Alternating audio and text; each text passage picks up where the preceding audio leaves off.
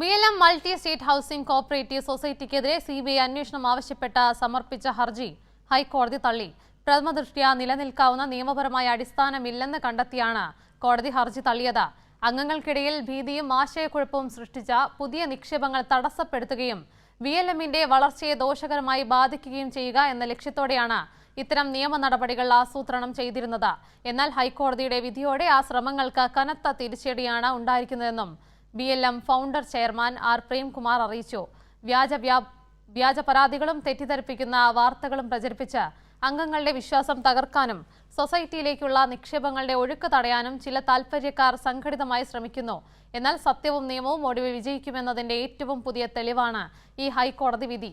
BLMന്റെ പ്രവർത്തനങ്ങൾ നിയമാനുസൃതവും സുതാര്യവുമാണ്. ഏത് നിയമപരമായ അന്വേഷണത്തെയും ഞങ്ങൾ എപ്പോഴും സ്വാഗതം ചെയ്യുന്നുവെന്ന് BLM chief operating officer VP Saidalavi പറഞ്ഞു.